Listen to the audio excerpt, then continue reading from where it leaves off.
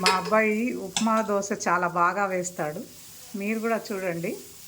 ఇందులో దోశ పిండిలో కొంచెం దోశ అలా వచ్చిన తర్వాత అందులో ఉల్లిపాయ, ఇంకా ఈ మినపప్పు, శనగపప్పు కలిపిన పొడి అన్నీ వేస్తాడు.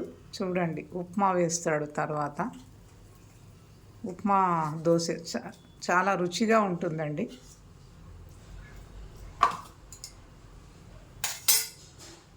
అదో ఉప్మా వేశాడు, ఆ పొడి వేస్తున్నాడు. మినపప్పు, శనగపప్పు వేయించి పొడి చేసుకోవాలి. కారం కూడా వేసుకోవాలి అందులో.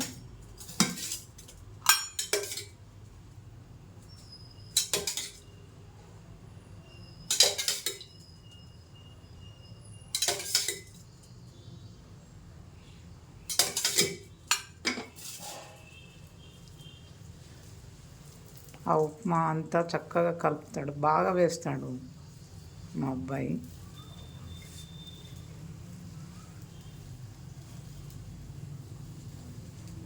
దీనికి కావాల్సినవి ఏంటంటే కొంచెం ఉప్మా ఉంచుకోవాలి, ఉప్మా వేయాలి, ఉల్లిపాయలు,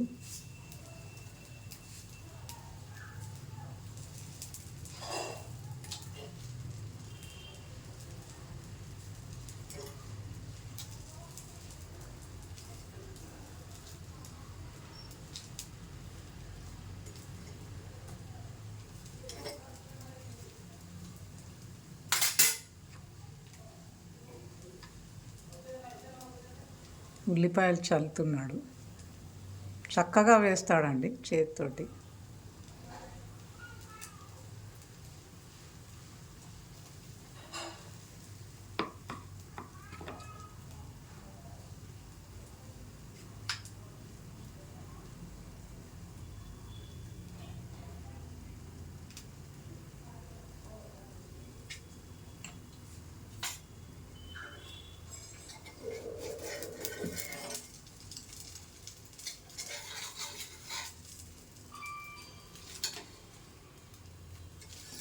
చక్కటి దోశ తయారైంది చూడండి. ఇది వేడిగా తింటే బాగుంటుంది. నచ్చితే మీరు ప్రయత్నించండి. వీడియో మీకు నచ్చితే లైక్ చేయండి, షేర్ చేయండి, కామెంట్ చేయండి. తప్పకుండా మా ఛానల్ని సబ్స్క్రైబ్ చేసుకోండి. Thanks for watching.